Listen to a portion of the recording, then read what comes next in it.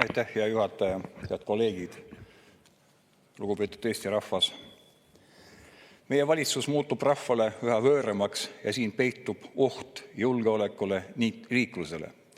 Olgu mu lapsepõlve kodus Hiiumaal või Maardus, kus olen aastaid pidanud linnapea ametit, kõikjal tulevad inimesed küsima, kuhu viib meid valitsuse pime ja rahvas vaenav tegevus, nii et kas maksufestivalilt on võimalik eluga pääseda. Keeruline on sellele küsimusele vastustus leida, sest meie valitsuse käitumine ei allu tavapärasele loogikale. Seda juhivad Exceli tabelist suvaliselt välja nopitud arvud, mille liitmise ja lahutamisega meie ministrilt paraku hakkama ei saa.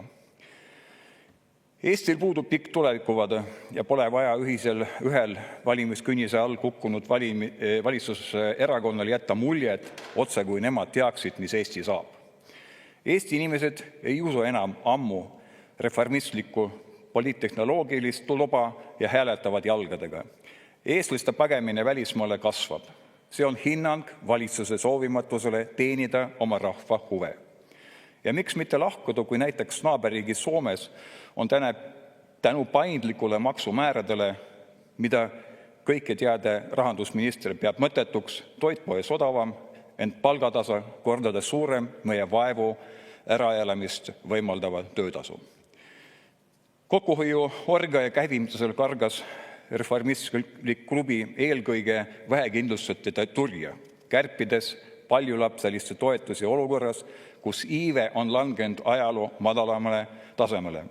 Raha ei pane läpsi sünnitama, väidavad maksuvalitsuse ministrid. See on puhas demagoogia. Jah, raha ei pane sünnitama, kuid see rahast ilma jätmine võtab viimase soovi järglasi soetada. Sest milline armastav vanem tahab kasvatada lapsi olukorras, kus endalegi esmavajaduseks ei piisa. 2023. aastal saatis Eesti Lasterikaste Perede Liit valitsusele avaliku pöördumise, et peatada plaan kärpida suurperede kui ühe haavatavamate sihtgrupi toetust, sest vastasel korral ähvardab väikese ja keskmise sissetulekuga suure peresid vaesuse langemine. Aga kes neid kuuleb? Oleme väljasurev rahvas mitte üksnes madala sündivuse tõttu, vaid ellu jäämine muutub Eestis jõukohaseks vaid privileeritud jõukatele. Mõne aasta eest nimetati haigekassa ettenägelikult ümber tervisekassaks, sest vaid terve inimene jääb hinge riigis, kus eriarsti järjekorrad on kuude pikkused ja perearstid pääsemiseks peab olema sündinud õnnesärgiks. Vaid need, kes suudavad tasuda erameditsiini jõhkraid arveid, võivad end turvalisena tunda. Eestis jagab matsu kliimaminister, kes on juba kuulutanud, et eestlastel ei maksa eales oodata sama odavat elektrit kui Soomes. Minister arvab, ent olevat targem kui Eesti Energia juht Andrus Tureiko, kelle kinnitusel oleks põlevkivijaamade pidevalt töös hoidmine võimalik saavutada Balti regioonis Soomega sarnane elektri hind. Eesti valitsus käitub pigem Tammsaare tõest ja õigusest tuntud Oru Pearu kombel, kes istus kaevu raketel hädale, samas kui majalised teda pisirsilmi palusid taolist lollust mitte teha. Eesti inimeste toimetulekuga ei tohi mängida. Ministril tuleb unustada ülbus ja hakata käituma normaalsete empaatiavõimaluste isenditena.